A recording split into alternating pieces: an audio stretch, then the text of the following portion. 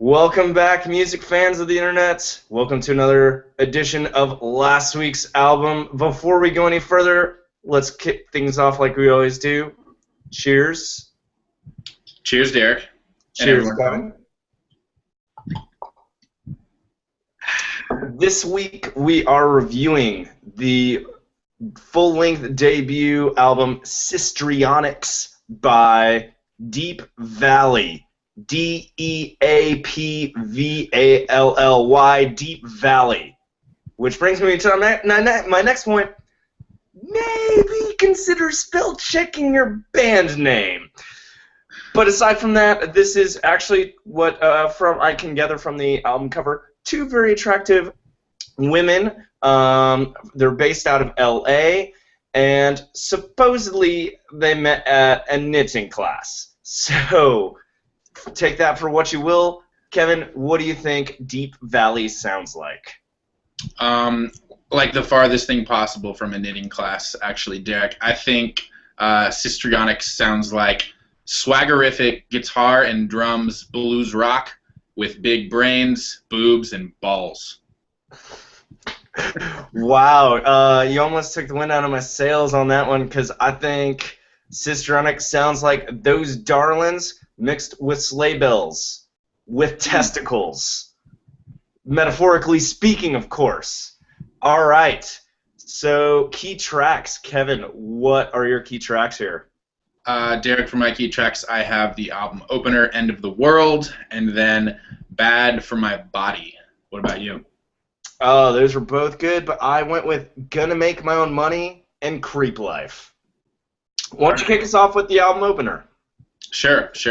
It's called End of the World, which to me is just a really funny song to start off with. You would think it would be the last song on the album. But that's one of the reasons I really like it. It is a barn burner of a track.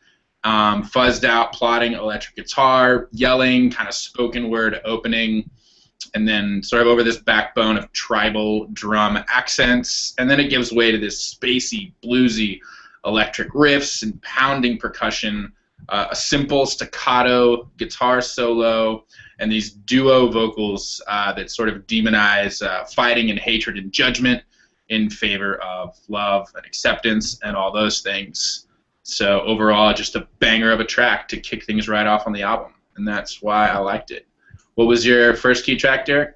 Oh, mine was Gonna Make My Own Money, but I just want to say there was not enough hating on hatred, fighting, or that other last thing you said, so it might not be as cool as yours. Gonna Make My Own Money, though. It talks about making your own money. Who doesn't like that? I thought this opened with a very White Stripes reminiscent type sound. There was just huge distorted guitar chords alternating with the just very raw bluesy guitar riff playing by itself, which just brought to mind White Stripes for me.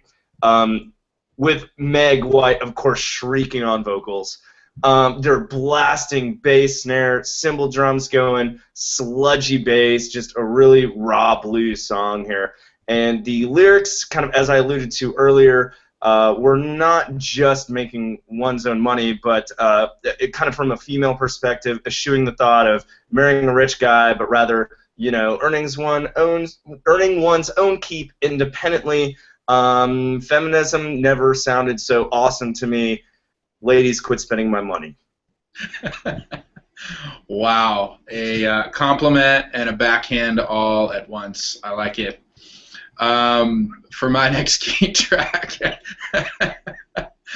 sorry, that was good. You got me, Derek. For my next key track, I'm going with Bad for My Body. And I will warn you up front, listening to this song is probably hazardous to your health. Vocal shrieking and gnarling, heavy metal guitar, pounding drums. And the verse actually has what I think is one of the strongest hooks on the album. I have found myself singing it all day long. And ultimately, it's this 3-minute rage fest that just bangs and bangs. One of the lyrics that's really good in it is, if your mothers only knew the trouble that we get into, mother, if you only knew, but mother dear, you did it too. So it's, ultimately this song of, I guess, female empowerment, I can do whatever the F I want with my body, my health, my wealth, all those things. So great, great track. Derek, what was your second one? My next key track is Creeplife. Another, I think you just used this to describe your previous, but another 3-minute banger. I think that completely describes this one. More just raw bluesy guitar riff driven by machine gun drums, sludgy bass. Once again, here they really rail against this one dude who they refer to as Creep. Not that anyone here at last week's album fits that bill, although I will say we do have a friend who was known as Creeper in high school. Not for these very reasons, but I'm assuming there are some parallels there. Ultimately, the lyrics just really kind of rail on this guy. I'm going to save my favorite one for later. But even then, lyrically, there were some almost kind of, which you may take as throwaway lines, but there were, I thought, very clever quips right there at the end of verses. One was along the lines of, I won't be visiting you in jail, and then you're going to get what you deserve, Creeper. I could get behind it. It was a really moving, rocking song, and I think you know anyone can identify with this. There's creepers everywhere. So it takes us to best lyric. Kevin, I'm going to jump in here because I just teed myself off for this one. This one comes from Creeplife. You're so cool. You're VIP. You get the girls with the fake ID. You get the itch with the HPV. I get the creeps when I think of thee. Number one, she rhymes VIP with HPV. STDs and the transmission thereof never sounded so catchy, and I kind of hate this guy too. So I hate him whenever I think of thee or whatever the pronoun would be in that situation as well. That was one of my favorite lyrics as well, Derek. But my tip-top favorite lyric, or best lyric, is from Walk of Shame, actually. And you mentioned throwaways. These girls are really good at those. A lot of well-witted lyrics, and this one ends the song. It's called Walk. The song is called Walk of Shame. I'm guessing you guys know what that means, so I won't explain it. But the line goes, "I found things out about you, things I thought I never knew.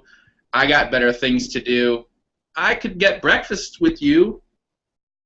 Which that just last slide flips it on its head. You don't even see it coming, but really well delivered. So dug that lyric. Yeah. That's a good one. I like it. That one really stuck with me too, actually, now that you mention it. So let's go overall rating. Kevin, what say you on Sistrionix? I am giving Sistrionix 4 out of 5. Initially, I'll mention I didn't think this album would grow on me, but it has very much so. Straightforward, no-nonsense lyrics, occasionally tinged with wit and humor. Vocal bag of tricks. Vocalist here jumps from spoken word raps to wailing and shrieking and grunting and falsetto and every trick in the book. Guitar shreddage, percussion poundage, and ultimately it creates this really unique attitude and swagger that's refreshing in rock and roll. There's no self-loathing or pity. It's just straight in your face, balls to the wall, rock. And I also dug the production. It includes some imperfections that make it feel really raw and live. And I'm only not giving them 5 because I thought it did lack a little bit of variety. It is a lot of the same, I guess, if you will, but it's all rocking, so I really dug it. I didn't mind that sameness at all. So 4 out of 5. Derek, what say you? Kevin, when we started this about 9 minutes ago, I was going to give it a 3, but for a lot of the reasons I want to give 4 you just mentioned, and I think the pros you mentioned and that were also weighing on mine definitely outweigh the cons. I think the only big detraction here for me was, as you alluded to, some of the sameness. But what they were there, it was what their wheelhouse is that bluesy, hard-nosed rock, which, I mean, if that's going to be where you're centered around, that's not a bad place to be. And then secondly, the lyrics and vocals, exactly as you mentioned, were just fantastic. Just a very interesting point of view, I thought, in the way they took some of these ordinary, everyday things, you know, some of us may happen across more often than others. I'm talking about Walk of Shame, maybe. Yeah, I thought they put a really interesting spin on things, so I really did enjoy it. Looking forward to what they have to, you know, what's coming forward from these ladies, as they certainly know how to rock. So there you have it, 4 out of 5 from both Kevin and I on Sistrionix by Deap Valley. So go check it out.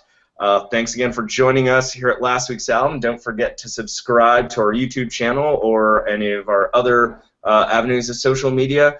And check us out again next week on last week's album. We're talking about good music. Cheers, guys.